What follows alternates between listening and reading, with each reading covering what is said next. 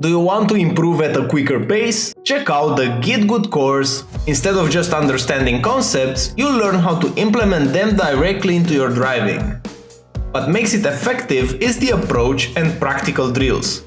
Together, we're gonna focus on breaking down those complex concepts into small digestible bits that are simple to understand. Everything from the course was tested and refined during the years in coaching sessions, so what I ended up with was the ones that I saw were the most effective. Let's elevate your racing skills together.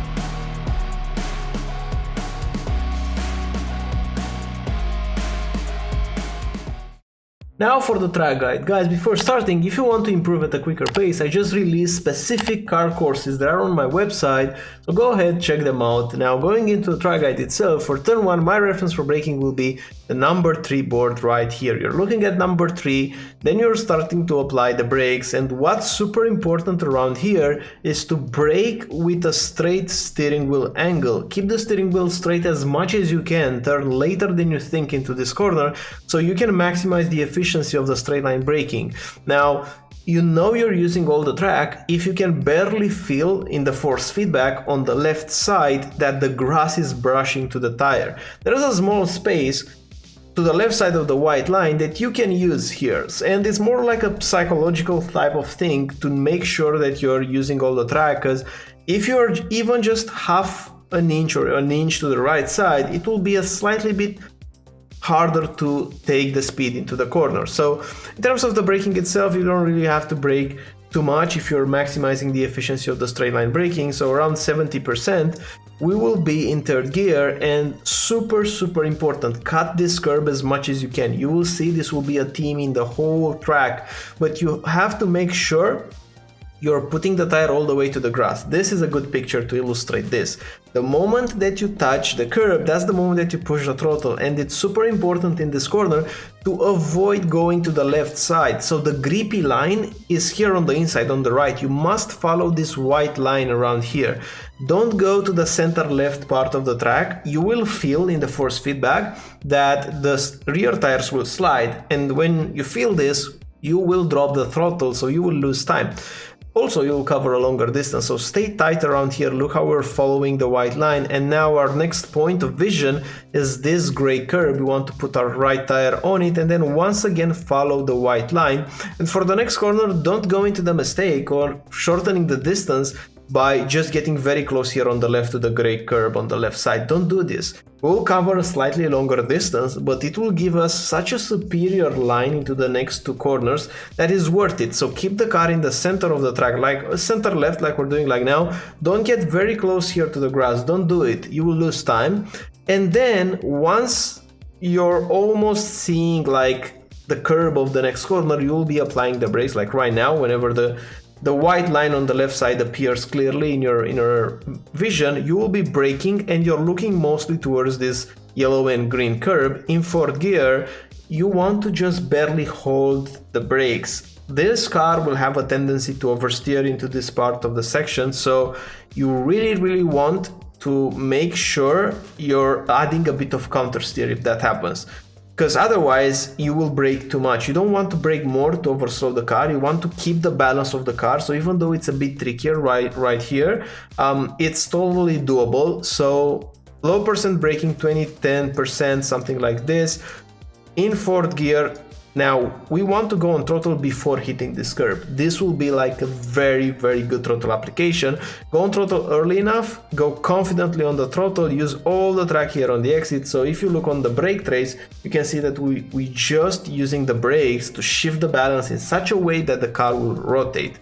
Now for this corner right here, braking point will be done mostly on feel. So blink of an eye after you get off the curb from the previous curb. You just want to apply the brakes and you want to cut a lot here. Look what we're doing. In third gear, look how much we're cutting. This is key here. You want to cut a lot. Don't go to second gear. You'll lose too much speed. Stay in third.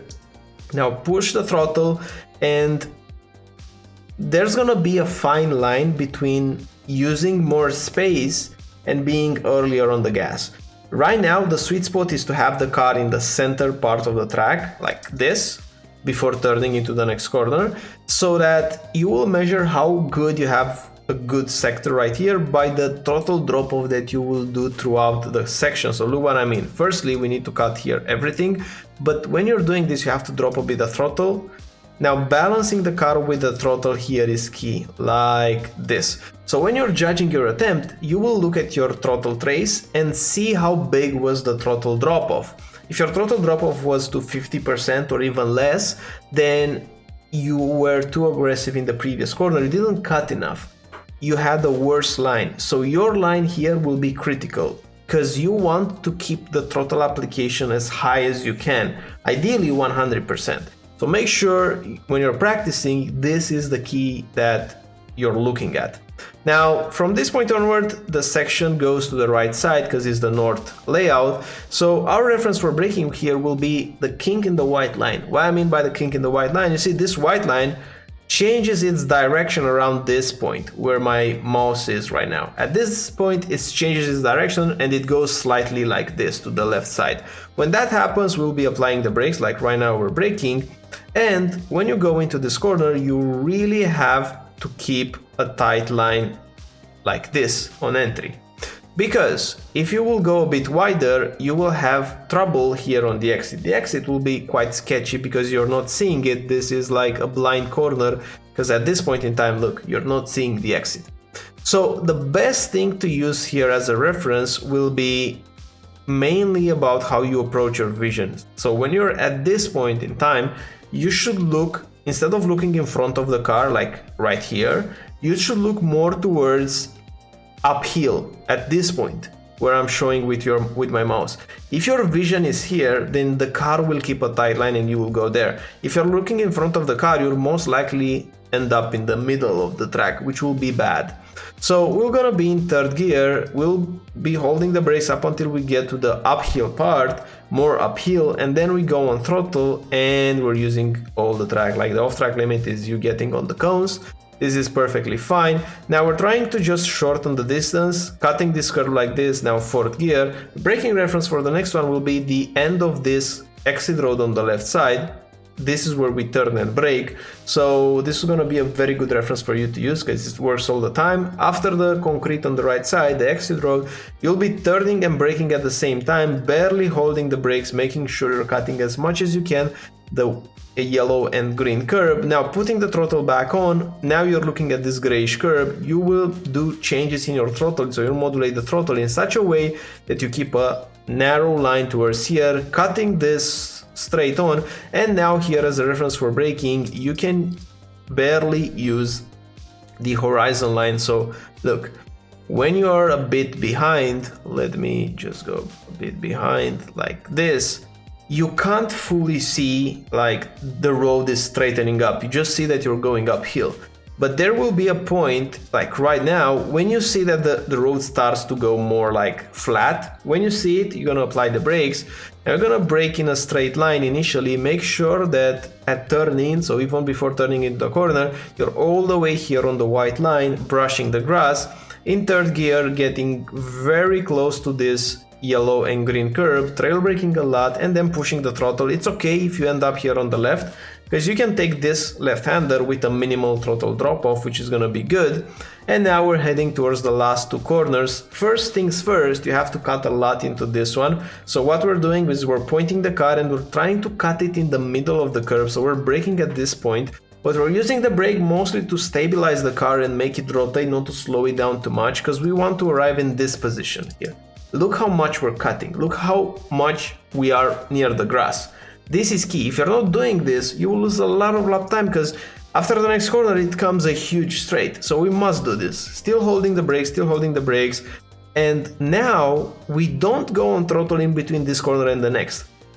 If you do this, it means you just brake too much. We'll still be on the brakes to get even more rotation out of the car and to keep the speed, to push the speed into these corners. Now in fourth gear, cutting a lot here, and right now when you land, you should push the throttle. This will stabilize the rear tires because the rears will be quite unbalanced. When you go on throttle, you get some grip back, but you have to know that you have to keep a tight line towards here, because if the car will track out a bit wider on the left, you will lose a lot of lap time. So we'll sacrifice here a bit of speed, but you will lose a lot of steering wheel angle, plus you won't push the throttle very aggressively. You will follow this white line like this, apexing around the yellow and green curb, and this is gonna give you like a mega exit that you will carry the speed all the way to turn 1 once again. So in short, that's the track guide. I plan to expand my car courses to this car as well.